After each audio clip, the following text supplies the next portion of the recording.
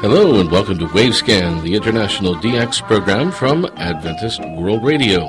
This is our first program for the new year 2014.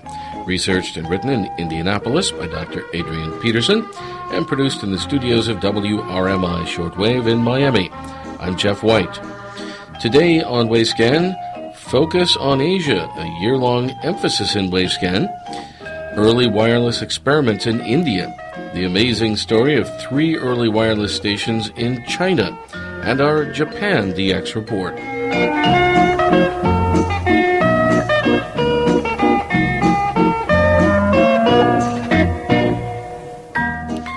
And today we want to welcome KVOH, the Voice of Hope in Los Angeles, California, USA, as our newest Wavescan affiliate. They will be broadcasting Wavescan every week at 0300 UTC Mondays on 9975 kilohertz. KVOH is now broadcasting on 17775 kilohertz from 14 to 2000 UTC Monday through Friday in Spanish, and on 9975 kilohertz from 0300 to 0500 UTC Sunday and Monday in English. You can also listen to their web stream at www.kvoh.net. So welcome again to KVOH.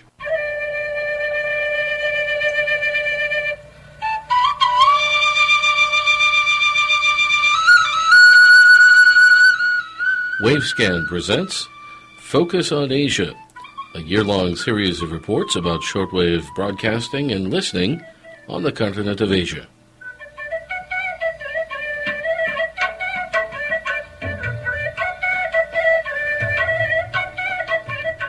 It was back in the year 1849, more than 1.5 centuries ago, that the first wireless experiments took place in Old British India. At the time, the illustrious 30-year-old German-speaking Queen Victoria was on the throne in England. There were just 30 states in the United States, and India was under the control of the East India Company. The capital city of India back then was Calcutta, the second largest city in the British Empire, with London as the largest. In the said year, 1849, Dr. Sir William O'Shaughnessy, superintendent of telegraphs in Calcutta, successfully transmitted wireless signals across the Holdy River, 3/4 of a mile wide. He laid 2 wires along the banks of the River Holdy, one on each side, with a metal plate at each end of each wire, with the metal plates immersed in the water. The active wire was powered from 250 battery cells, filled with nitric acid and a platinum electrode in each, making the project prohibitively expensive. Communication was achieved across the wide river, though with difficulty. 9 years later, he performed a similar experiment across the waters of Lake Uttakamund in Tamil Nadu, South India. A subsequent superintendent of the Indian Telegraph Department was a Mr. Blissett. In 1858, he conducted similar wireless experiments with the use of a long wire on each bank of a river, and in this way achieved fair success. In 1873, a Mr. Winter in India made some astute observations regarding cross-modulation of Morse signals between parallel telegraph wires on the same poles. An electrician with the Telegraph Department, Mr. Schwendler, carried out similar cross-river communications in the same way as his predecessors. His experiments were conducted across the river Hooghly at Barakpur, near Calcutta, using parallel wires with metal plates submerged in the water. That was in the year 1876. Another subsequent electrician with the Telegraph Department was Mr. W.P. Johnston, and he repeated the same experiments across a nearby waterway 200 yards wide. That was on September 9th, 1879. 9 years later, he carried out many similar experiments across nearby canals in the Calcutta area and also across the river Hooghly itself. Mr. Johnston died in April 1889, and his position was taken over by Mr. Melhush, who also conducted similar experiments with the use of water as a conducting medium. He discovered that the wires laying on the bank of each side of the river need to be at least as long as the river is wide in order to achieve reliable communication. It should be remembered that all of these early wireless experiments in India involving cross-water communication during the 1800s were conducted in Morse code. The first experimental work on the transmission and reception of radio signals in India was carried out by Dr. Sir Jagadish Chandra Bose. He was born in 1858 near Dhaka in Bangladesh, though in those days that territory formed part of the province of Bengal in Old British India. It was towards the end of the year 1894 that Bose began his experimentation with wireless, and in November 1895 he gave a public demonstration in the Calcutta Town Hall with Bengal's Lieutenant Governor, Sir William Mackenzie, in attendance. In this public demonstration, Bose transmitted wireless signals a distance of 75 feet through several solid walls. He also used a wireless signal to ring a bell at a distance and to fire a gun remotely. On two separate occasions, Bose gave public lectures in London, England, in which he presented details of his wireless experiments in Calcutta, India. His 1897 lecture was before the Royal Institution, and 2 years later his lecture was before the Royal Society. In his 1899 presentation, Bose gave details of the Coher receiver that he had developed, and it is understood that the young Italian experimenter Marconi incorporated the Bose Coher in his own subsequent public demonstrations in England. You're listening to Wavescan from Adventist World Radio. Send your comments and reception reports to Wavescan, Box 29235, Indianapolis, Indiana 46229 in the United States. That's Wavescan, Box 29235, Indianapolis, Indiana 46229 in the USA. Or you can email us at wavescan@awr.org. Our email once again, wavescan@awr.org.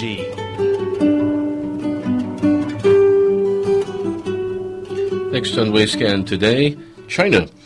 Immediately after the end of World War I, the Marconi Company in England took out a contract in 1918 to erect 3 wireless stations in remote areas of interior China. These 3 stations were planned for installation at Urga, Urumqi, and Kashgar. As an additional part of the contract, Marconi would provide 600 portable wireless stations for local and regional communication. Urga means residence in the Mongolian language, and it was the old name for Ulaanbaatar in what is now Mongolia. Urumqi is located in northwest China. The name means beautiful pasture in the Mongolian language, and it was a major hub along the famous ancient trade route between Asia and Europe, the Silk Road. Kashgar means Mount Kash in the Old Persian language, and it is located in the far west of China. It was an oasis along this same famous Silk Road. In 1919, Major S.T. Dockeray was commissioned by the Marconi Company to install the 3 wireless stations, each at 25 kilowatts, in the 3 remote areas of interior China. The first station was intended for installation at Urga, Ulaanbaatar, and a large consignment of wireless equipment was shipped from England to Shanghai on coastal China, including 3 steel towers, each 100 feet long and weighing more than 300 tons. This huge consignment of wireless equipment was taken by rail to Kalgan, which means frontier gate in Chinese Inner Mongolia, and then by camel and bullock cart across the Gobi Desert to Mongolia, a distance of 800 miles. Ultimately, this new wireless station was installed, tested, and taken into regular service, and Dockeray journeyed back into China to Peking, or Beijing as it is known today. However, in Peking, Dockeray discovered that the Mongolian station was silent, so he made an arduous return journey to Urga, only to discover that the area was in the midst of a local war. He reactivated the wireless station, which was then badly damaged by artillery fire. He was arrested as an English spy. He escaped and subsequently quarantined during a raging epidemic of bubonic plague, and ultimately returned to Peking. When the local war in Mongolia was terminated and the area was taken over again by the central government, Dockeray once again returned to Urga. and reactivated the station once more. However, there were still 2 more stations to be installed, one at Urumqi and the other at Kashgar. Dockwray journeyed to inland Fengchen, where he arranged an enormous caravan to convey the massive pile of wireless equipment to distant Urumqi. This caravan, considered to be the world's largest ever, was made up of 1,200 camels, 468 horses, and 117 bullock carts. When everything arrived at Urumqi, the local army general at first resisted the installation of the station. However, when all obstacles were finally overcome, this new station was activated in August 1922. It took another journey of 2 months' duration to move from Urumqi to Kashgar across rugged mountain ranges and swift-flowing rivers. This station, the third in the Marconi wireless network in China, was completed and activated in May 1923, 5 and 6 years since the beginning of the project way back in 1918. The project director, Major S.T. Dockwray, returned to Peking from Kashgar via the Mintaka Pass in the high Himalayas into Kashmir, down to Calcutta, and then by ship back to coastal China. When he finally arrived back in Peking, he discovered to his delight that all 3 stations, Urga, Urumqi, and Kashgar, were all still active and on the air. You're listening to Wavescan from Adventist World Radio. A few programs ago here on Wavescan, we had the first part of a presentation by Jérôme Irigoyen of TDF, Télédiffusion de France, about their large shortwave station in Issoudun, France. Today, we continue with that presentation, which was given at the 2013 National Association of Shortwave Broadcasters meeting in Birmingham, Alabama. Issoudun is a small city, I must say, somewhere in the middle of France. If you travel on this area, close to the castle Château de la Loire, many castles close to this area. Issoudun is in the middle of the country also, which is very important to provide a transmission with high quality. I mean, there's no interference, there's no problem with electromagnetic propagation, so it's a very good site. It represents approximately 100 acres of space using, with a total of 17,500 kilowatt transmitter with maximum power and 29 antennas who are operated 24 hours a day. All transmitters are able to be used at the same time. So you can imagine 17 transmitters working at the same time, and then we do it. It means we have a technical staff locally, and we have all technical equipment like energy supply, etc., to provide this kind of transmission. The site was built in 1948. It's an old site, but it had been modernized 3 times in 1972, 1995, and 2007. A wide range of power is used from 100 kilowatt to 500 kilowatts. We can provide also 30 to 150 kilowatt in DRM with 2 transmitters. Today, Issoudun is a relay station divided in 2 parts. There is Issoudun E, which is the oldest part of the transmitter, because it was built in 1988. There was Issoudun A, B, C, and in 1975 they decided to renew and to build the site named Issoudun E. The second part is the antenna Alice antenna, which is another system that I can describe later. Here is the old building we call Issoudun E. This site has been built in 1974 after the 3 site ABC. It was a replacement of the old sites. Since 1974, the transmitter part has been updated and renewed many times. The E building operates now 17 fixed antenna and 500 kilowatts. A high power matrix system can switch the right transmitter to the right antenna. A wide diversity of antenna types are available. 5 main targets are predefined: North and West Africa, Central Africa, Western and Eastern Europe. Let's move to the ALICE rotatable system. This is a system is totally different of the fixed antenna.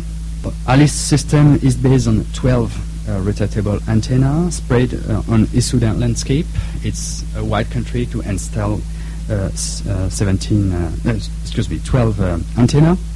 It represents 7 kilometer. 7 kilometer is 4.5 miles from the maximum distance between one antenna to an antenna.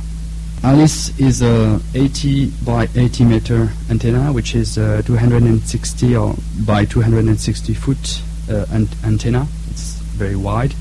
It is rotatable on 360 degrees, and they can turn around in 3 minutes with an accuracy of 1 degree, which is a lot of accuracy when you decide to choose a target, a high precision. Each transmitter, each 500 transmitter is dedicated to the antenna. There's no matrix. The transmitter is in the basement of the antenna. All the antenna are connected to the station with the optical fiber. ALICE system has been installed by the end of 19th by Thomson. In Sudan, the target is mainly Africa, Europe. As I mentioned, the 5 targets around the station with a 360 degree azimuth and rotatable antenna. It's very easy to reach all this country. We reach also America and Latin America, but it's written as a secondary coverage because it works better due to the propagation. Works better by night. It's not very efficiency 24 hours a day, but only in a specific time slot. A few years ago, 10 years ago or 15 years ago, there was only Radio France Internationale. The station was built for to develop the French culture. But as I mentioned, TDF has changed. It's now a private company, and we are able to offer a lot of services of various broadcaster. Here you have some figures on Issoudun to understand what's happened today. This is a kind of picture, I must say, with a 13 season. 68% of transmission I provided to Africa area. As you mentioned previously, Africa is the preferred targets for many broadcasters, so we have a lot of transmission on this area. 12% on Middle East, Asia and Middle East. I must say we have only 5% targeting to America, Latin America and Caribbean, but since a few months after the closure of Monsigny, we increased the number of transmission in this area. A total of 110 hours broadcasting every day with 2 prime times. That means during these 2 prime times we don't have any slot available. It's really full. It means 17 transmitters are working at the same times. 25 languages providing, and which is very important for us, the availability, 99.95%. We take care about this. I think it's very important to provide a high quality transmission. We provide a very short transmission, sometimes 15 to 30 minutes, and long time transmission, few hours. We would like to maintain and to stay a reference and reinforce our activities in shortwave. We would like to keep for a long time Issoudun. We think Africa is very important, and we have a very good facility with ALICE system. You were listening there to Jérôme Irigoyen of TDF, Télédiffusion de France, speaking about the TDF installation, the shortwave relay station, in Issoudun, France. Now we go to Japan on this Asia-focused edition of Wavescan. Here's Yukiko Tsuji with her monthly DX report. Hello and welcome to the DX Report of the Month from Japan Shortwave Club, edited by Toshi Otake, and I'm Yukiko Tsuji. Happy New Year to all the listeners of Wavescan. I wish you all the best for the year 2014. Our QSL card design has been changed to reflect the Year of Horse by Chinese Zodiac. We welcome your reception reports. Our address will be announced at the end of this report. We have several DX reports from our club members this week. Radio Japan via Singapore was heard on 11740 kHz on December 3rd from 1200 to 1230 UTC in English. SIO rating was 454. News was aired, followed by Radio Japan Focus. Radio France International was heard on 15300 kHz on December 3rd from 0800 to 0810 UTC in French. SIO rating was 443. News read by a female announcer was broadcast. Radio Romania International was heard on 11790 kHz on December 8th from 0620 to 0627 UTC in French. SIO rating was 544. Talk program was aired and the interval signal was played. It signed off at 0627. European Music Radio via IRRS was received on 7290 kHz on November 29th from 1858 to 1945 UTC in English. SIO rating was 333. It signed on with music and ID of IRRS, then ID of European Music Radio was given. All the pop music and the talk program was on the air. Zanzibar Broadcasting Corporation was heard on 11735 kHz on December 2nd from 2045 to 2058 UTC in Swahili. SIO rating was 454. Local music was aired and it signed off at 2058. The Overcomer Ministry via WRMI from Okeechobee, USA was heard on 9955 kHz on December 3rd from 2214 to 2230 UTC. SIO rating was 332. On December 4th, it was received from 2159 to 2220 UTC in English. SIO rating was 343. ID of WRMI was given at 2159, then the program of the Overcomer Ministry started. WINB from Red Lion, USA was heard on 13570 kHz on December 6th from 2145 to the sign-off at 2200 UTC in English. SIO rating was 252. Preach was on there until 2158, then ID and U.S. National Anthem were broadcast. WHRI from Cypress Creek, USA was heard on 15180 kHz on December 6th from 2227 to 2235 UTC in English. SIO rating was 443. Talk program was broadcast. Radio Africa via WRMI Okeechobee, USA was received on 15190 kHz on December 5th from 2150 to 2210 UTC in English. SIO rating was 252. Mainly gospel songs were played. ID was given at 2158 as This is Radio Africa Network, WRMI, Okeechobee, Florida, USA. Radio Brasil Central from Goiânia, Brazil was heard on 4985 kHz on November 25th from 0823 to 0900 UTC in Portuguese. SIO rating was 252. Brazil pop music, talk, and the time signal were on the air. Parallel frequency 11815 kHz was SIO rating 252.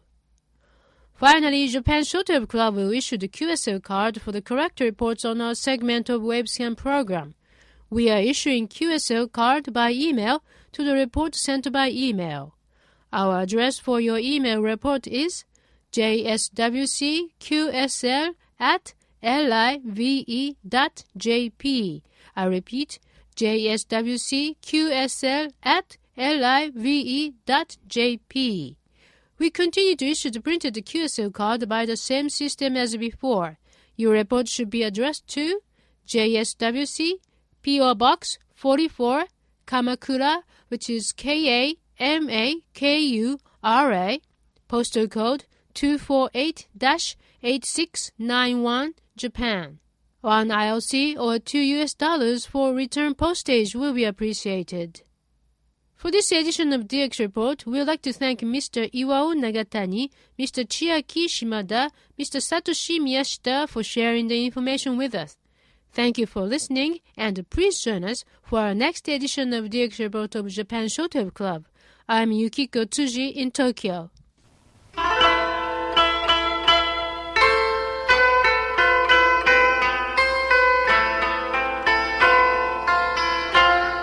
Music from Japan ends this edition of Wavescan, the International DX program from Adventist World Radio.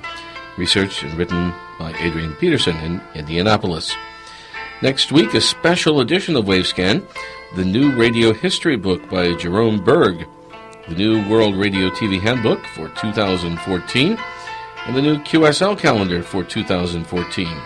All that, as well as our Philippine DX report. If you'd like a Wavescan QSL card, either the AWR or WRMI version, you can send your reports to Wavescan, Box 29235, Indianapolis, Indiana, 46229, USA.